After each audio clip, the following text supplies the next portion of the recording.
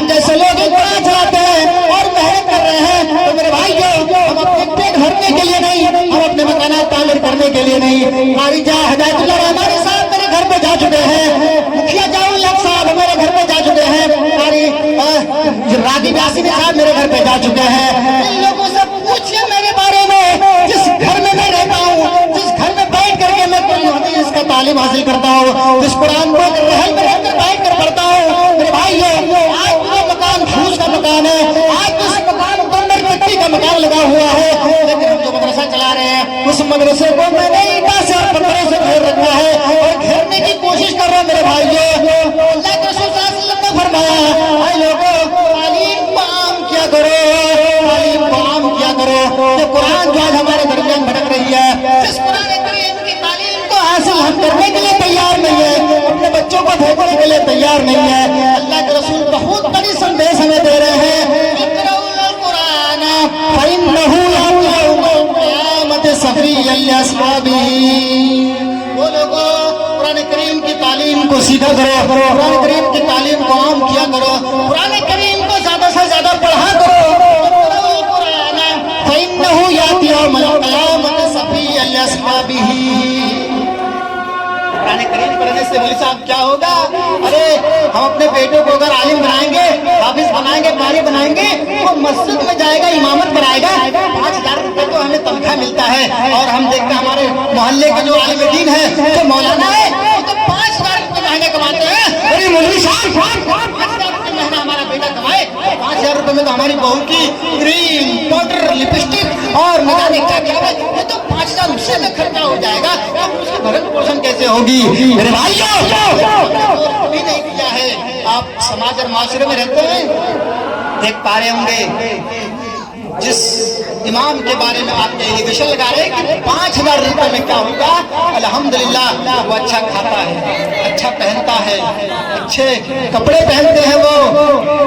اور جہاں بھی جائیں گے اسلامک لباس پہن کے جاتے ہیں، اور وہی 50,000 روپے مہینہ کمانے والا، 60,000 روپے مہینہ کمانے والا، 70-80,000 روپے مہینے کمانے والا،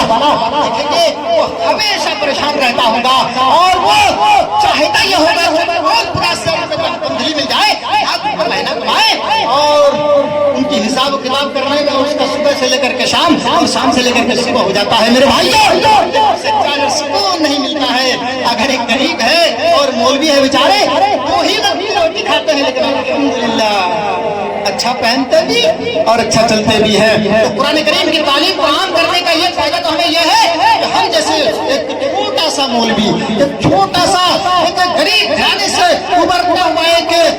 میں اپنے آپ کو کبھی نہیں کہا ہوں کہ میں مولانا ہوں اور میں مفتی ہوں، لیکن الحمدللہ ایک پہچان اگر ہے تو مولانا رفیق چترویدی کے نام سے آپ سوشل میڈیا سرچ کر لیجئے، ہماری تقریریں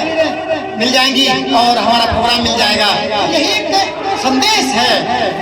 آپ کا بیٹا MBBS کر رہا ہے، اسے صرف 2 ہی لوگ جانتے ہوں گے، 10 لوگ جانتے ہوں گے، یا ان کے پاس جو جاتا ہے ٹریٹمنٹ کرانے کے لیے اتنے ہی لوگ جانتے ہوں گے، لیکن ہم جیسے قریب کو الحمدللہ پوری دنیا جانتی ہے۔ یہ قرآن کریم کی برکت ہے۔ اقرؤ القرآن فإنه يأتي يوم القيامة صفيا لأصحابه۔ قرآن کریم کا قیامت کو ہمارے لیے سفارش کرے گی جنت میں جانے کے لیے۔